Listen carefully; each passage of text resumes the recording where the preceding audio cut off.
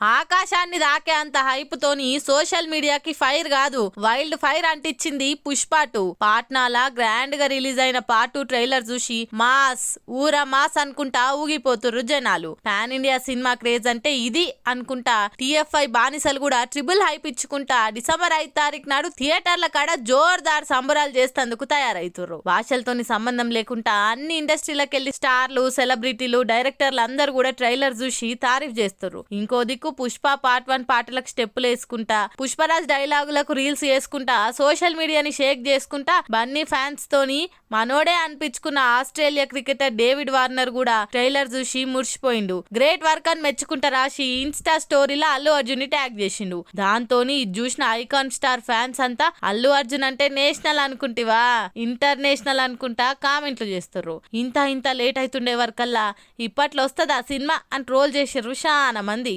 పుష్ప 2 కాదు 2 లేట్ అని మీమ్స్ కూడా వేసిర్రు కొంతమంది.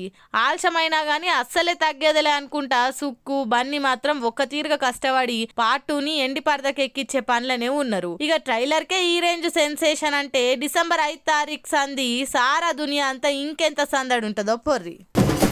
లగచర్లలో ఏ ఒక్కరిని కదిల్చినా కన్నీల సుడిగుండాలే తిరుగుతున్నాయి. వ్యవసాయం తప్ప ఇంకేం పని తెలవని అమాయకులు ఇప్పుడు జైలు గోడలు నడుమ బందీలైనరు. భూములు గుంజుకుంటున్న రాజ్యం మీద ఎదురు తిరిగినందుకు చరిత్ర ఏం చేసిందో నేటి పాలకులు కూడా గదే చేసిండ్రు. బాధితులకు మొదటి సందే అండగుంటున్న BRS పోలీసుల దురాఘాతాల మీద ఫిర్యాదు ఇచ్చేందుకు ఢిల్లీ మానవ హక్కుల కమిషన్ తానికి బాధితులను తీసుకొని పోయింది. ఆడ జాతీయ మానవ హక్కుల కమిషన్ ను కలిసి లగచర్ల పోలీసుల అరాచకాల మీద ఫిర్యాదు ఇచ్చిండ్రు.